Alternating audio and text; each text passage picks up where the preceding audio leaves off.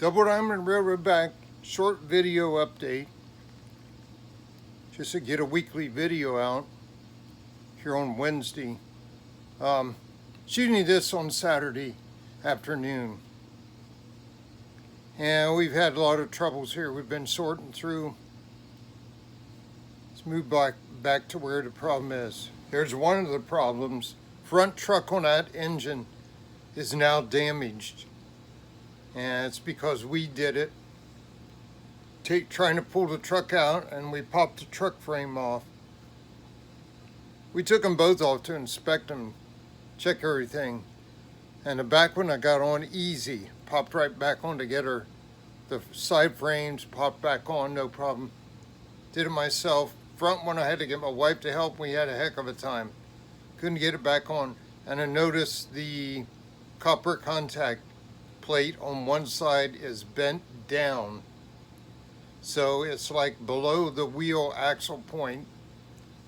So now it's in there. We got it in, but it's kind of binding, putting a stress on it. I can hear it scraping sound like. Kind of a grinding, but it's more of a hissing, rubbing kind of thing. Because it's not centered in there right. So now it wrecks on this switch out here.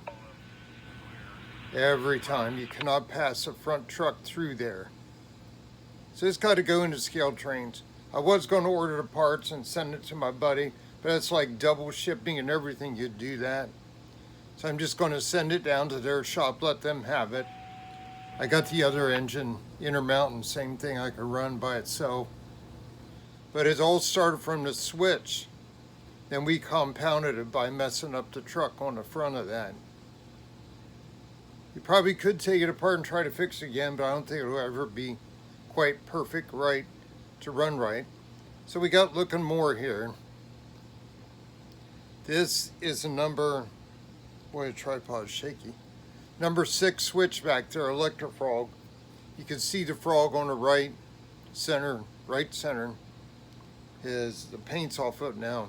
Because we've been filing that, shaping it, and I just can't make it happy. It even started derailing, going straight through. It's that closer rail in there. Comes to a point around the guards. And it looks like it's worn down too low at the point. It's not high enough to catch the wheels so they jump over. Doesn't matter how I file the sides and make it straight. It's like not sticking up in the air high enough. So I got to look, and it is a number 6. It ends right where that signal is. The joint's just shy of that, and it comes to the right at the frog you see. So that's because there used to be Atlas in there. So I ordered a number 8 joiners and insulated joiners just to be sure I had some. Be here Tuesday. You're seeing this on Wednesday. We're going to do some surgery again, way back in the corner. It's hard to get to. Not going to be fun. You see everything is in. We're going to have to take out the concrete place again. Get everything out of the way so we can reach over without damaging anything, because I'll be laying over. Clear the tracks down here. Get all this stuff out so I won't damage anything. We'll run those around the corner. Here it gives you a little better view. So number 8 will go in, it'll come to the right. We're gonna pull it all the way to the right to mate up, which will help out. See, I got an extra piece in there spliced in. Probably take out some of that. Get it to come to the right here on the lead side where it cuts off, match up there. We gotta cut that back because probably take those out, splices, take them out totally, so we can move it down the line farther, because we want to get away from having the curve come right into the switch. Although since there's an 8, I might be able to get away with butting in right there, probably will, because if I do the other thing, it's major.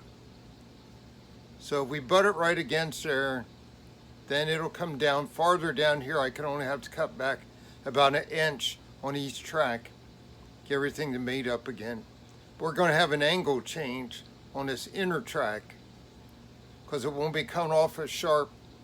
So that all has to be realigned. It's kind of patchwork in there anyway, and that's a lot of joint problems. I left gaps for expansion because it always gets pinched back to coming off that curve with the changing winter, summer stuff, humidity. So it's going to be a job for sure. There's a break there. I can probably make all that better again, cleaner than it used to be.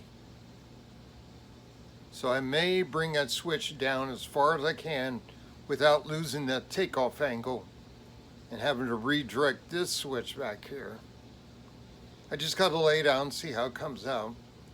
Anything I can do to move, close that up, there's a short gap there, like 2 inch. If I made it to that on that main track, move the switch to the right about 3-4 inches, then I would put a new piece flex back here to rear that would be straight and join up with that curve.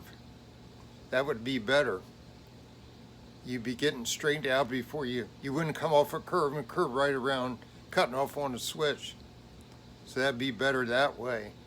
It helps to get the car straightened out a little bit. It's going to be a job though, but this right here is a patchwork mangled mess. And there's a lot of placement of insulators, block insulators. Got to have 2 on the frogs.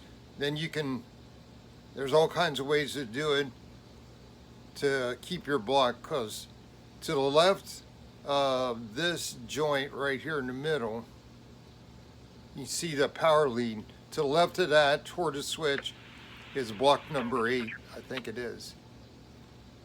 And you get to the other end, starts block 12 for the main line. Then to the right of this block in there, can't zoom any farther, on the main line, that is block 4.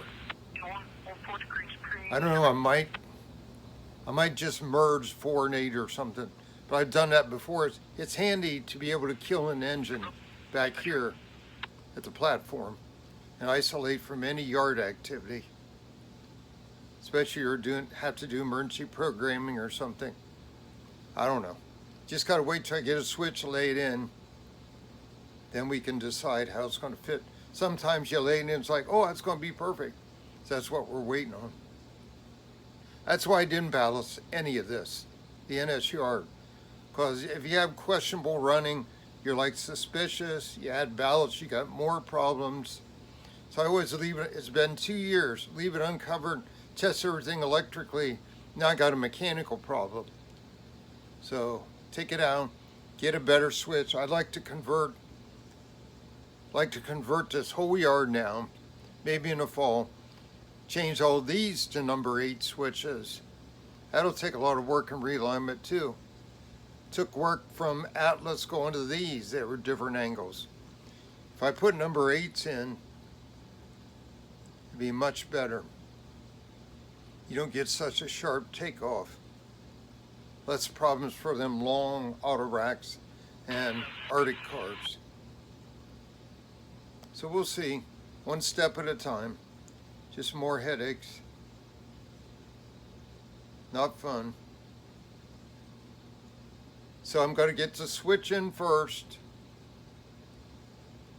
Then we'll worry about the engine. I already sent the email off to him after hours.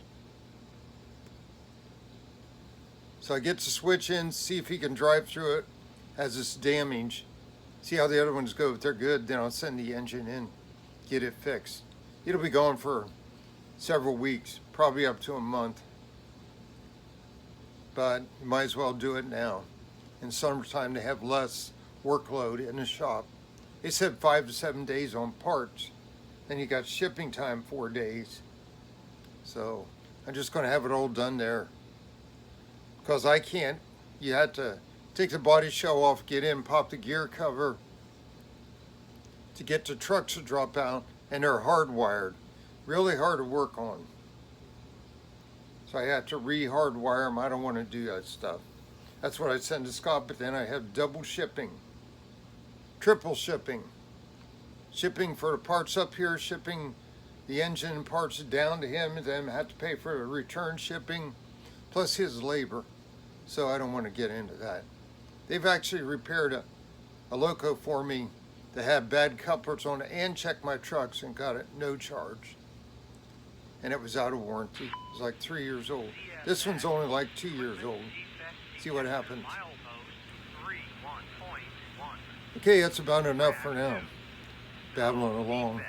Kind of resting up today. Wife had to go down to a funeral and a dinner afterward. Had to make food for that. Already got a big Bob Evans salad lunch. My early Father's Day meal, because tomorrow may be crazy trying to get food.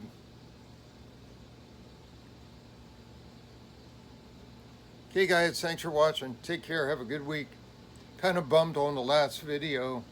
45 views, that's all. I think it's a little bit too long, 35 minutes. I want to finish that series up, but YouTube is just crazy. Get so aggravated. One time they push a video, then you get about the next 5, they don't do anything. They just ignore it. They're not suggesting it. And this one I just had, they suggested it on a live airline spotting airport somewhere in Europe. It's crazy. Where the one that was good, they put it on 6 sites that were model railroad stuff. That one ran good, 145 views. It's just crazy. You can't win against them anymore. They're killing small creators. All the teachers are complaining about it.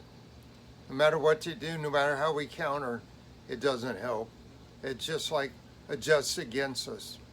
It's the way it is right now. Wish it'd go back to the way it was pre-August last year, when I didn't even know what I was doing as much as I do now on promoting videos in there and playing the algorithm.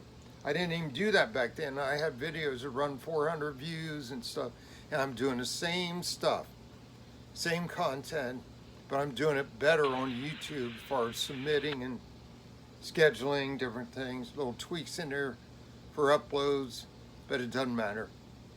It's just so crazy. Okay guys, have a good week. Take care, God bless. Double Diamond Railroad out.